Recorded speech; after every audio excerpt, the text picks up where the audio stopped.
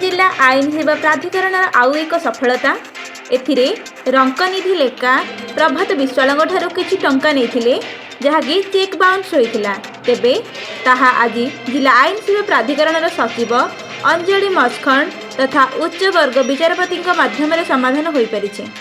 रंकनिधि लेखा प्रभात विश्वाल किछि टंका नहीं जहाँकि चेक बाउंस होता से चेक बाउंस केस प्रभात विश्वाल रंकनिधि लेंका नाम एसडीएम माननीय अदालत रे दायर करथिले।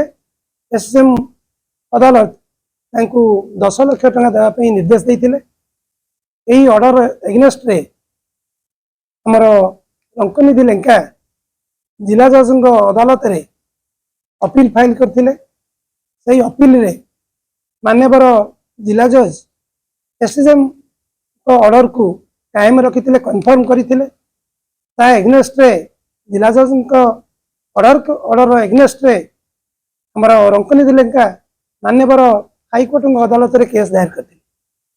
मान्यवर अदालत डीएलएस नयागढ़ को कंप्रोमाइज सेटलमेंट ए केस को उठाई। गत 16 तारीख दिन मते हमार सेक्रेटरी मैडम चिठी करथिले। 16 तारीख दिन आम बसी श्रीमती अंजलि मस्खंड सेक्रेटरी डीएलएस नयागढ़ एवं मु दुई जन जाक बसी दुई जन को बुझेइथिलु। सेमाने किछि समय चाहिए तेणु आज 18 तारीख को तारीख धार्य थिला। उभय पाखे आसीथिले एवं हमर सेक्रेटरी डीएलएस नयागढ़ आम सहित भी बसी थिले। अक्लांत परिश्रम रे एवं मु मते बुझेइथिली।